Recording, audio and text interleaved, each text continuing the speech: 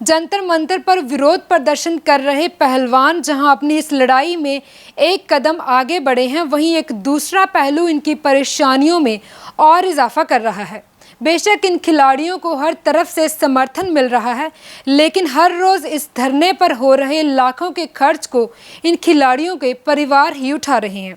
कुश्ती महासंघ के अध्यक्ष बृजभूषण की गिरफ्तारी की मांग को लेकर विरोध कर रहे पहलवानों की मुश्किलें कहीं भी कम होती दिखाई नहीं दे रही। ऐसा लग रहा है कि अगर ये धरना लंबे समय तक चला तो छोटी छोटी चीजों की व्यवस्था करना इन पहलवानों के लिए एक बड़ा वित्तीय बोझ बन सकता है। आपको बता दें कि इन खिलाड़ियों को अभी तक कहीं से भी किसी भी तरह की आर्थिक सहायता नहीं दी गई। अपने साथ करीब 2 लाख रुपए कैश लेकर आए इन पहलवानों के अब तक लगभग 6 से 7 लाख रुपए खर्च हो चुके हैं। बात करते हुए विनेश फोगाट के पति सोमवीर ने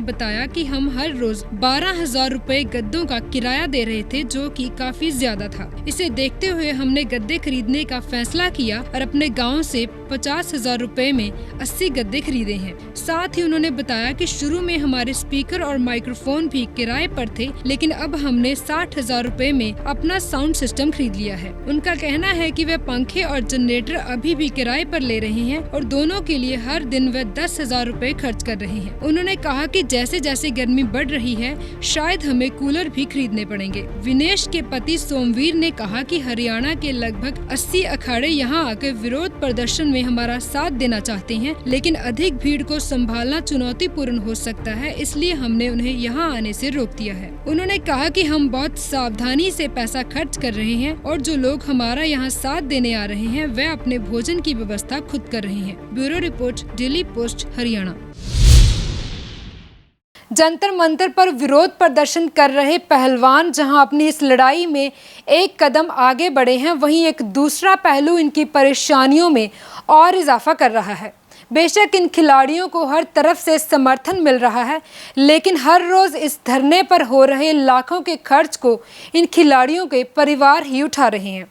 कुश्ती महासंघ के अध्यक्ष बृजभूषण की गिरफ्तारी की मांग को लेकर विरोध कर रहे पहलवानों की मुश्किलें कहीं भी कम होती दिखाई नहीं दे रही। ऐसा लग रहा है कि अगर ये धरना लंबे समय तक चला तो छोटी छोटी चीजों की व्यवस्था करना इन पहलवानों के लिए एक बड़ा वित्तीय बोझ बन सकता है। आपको बता दें कि इन खिलाड़ियों को अभी तक कहीं से भी किसी भी तरह की आर्थिक सहायता नहीं दी गई। अपने साथ करीब 2 लाख रुपए कैश लेकर आए इन पहलवानों के अब तक लगभग 6 से 7 लाख रुपए खर्च हो चुके हैं। बात करते हुए विनेश फोगाट के पति सोमवीर